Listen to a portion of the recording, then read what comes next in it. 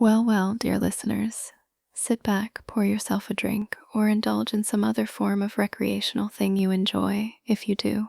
If not, grab yourself a snack and a comfy seat. It's Christmas, and I have been working on this for a few weeks, roughly since the start of December. I don't like Christmas, but that doesn't mean I can't enjoy making a Christmas cosmic horror story, or 20. Anyhow, I hope you all enjoy this. Thanks for listening. The Marrow of Christmas.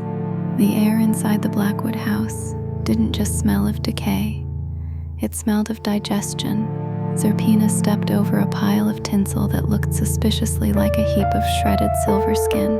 The decorations were the first sign of the house's madness. Hand-carved ornaments made of yellowed molar teeth hung from the tree, wired to the branches with rusted orthodontic braces. The lights didn't glow. They throbbed like infected sores, a sickly jaundiced yellow that cast long weeping shadows across the peeling wallpaper. She shouldn't have been there, but the hunger in her belly, a gnawing hollow void that had started on the 1st of December, had led her here. She followed the sound of a wet, rhythmic slapping coming from the kitchen. On the table sat a feast. A turkey, or something that shared its general dimensions, pulsated under a glaze of black bile. Its cavity had been stuffed with human hair and wet red velvet. It wasn't dead. The meat twitched in a frantic, uncoordinated dance of muscle spasms. "Mary," a voice gargled. Zerpina turned. Standing in the corner was a figure that might have once been a man. Now he was a living blasphemy. His skin had been flayed and restitched in the pattern of a Christmas sweater, the raw meat of his chest visible through the gaps in the jagged twine-sewn yarn. His eyes had been removed and replaced with shattered glass baubles, their silver backing flaking away into his tear ducts. He held a carving knife made of a sharpened femur. "The marrow is the gift," he wheezed, his breath smelling of sulfur and fermented blood. "We must make room for the king of flies." Before Zerpina could scream, the floorboards didn't just break, they parted like a rib cage. She fell into a pit lined with thousands of twitching severed tongues that licked at her boots as she slid into the dark. At the bottom there was no cavern, only a massive biological engine of meat and iron. A demonic entity, a thing of wet obsidian and jagged horn, sat atop a throne of calcified spines. Its head was a crown of antlers that were actually fused human arms, the fingers wiggling in the stale air.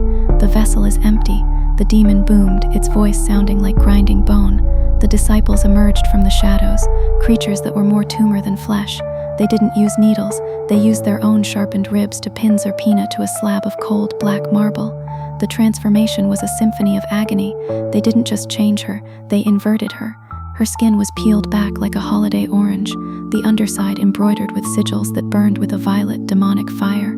Her intestines were pulled out and draped around the room like festive garlands, still pulsing with a life of their own. "Eat of the solstice," the demon commanded, shoving a handful of hot black ash and crushed glass into her raw, exposed throat. Zerpina didn't die. Her consciousness was expanded, forced to witness every excruciating stitch as her body was rebuilt into a temple for the deranged. Her jaw was unhinged and stretched until it touched her collarbone, creating a permanent, jagged maw filled with rows of needle-like obsidian teeth. She looked down at herself, a flayed, screaming architecture of meat and ritual. She wasn't Zerpina anymore. She was a living altar, a grotesque centerpiece for the world's final Christmas. Outside, the neighborhood didn't see a shadow. They felt the pulse. Every child in Arkham woke up screaming as their own eyes began to bleed, and the snow turning into a rain of hot, oily blood. The Blackwood house began to scream, the sound erupting from the chimney in a fountain of flies and human hair, signaling that the king had finally arrived to claim his tithe of flesh. Have a Merry Christmas, one and all.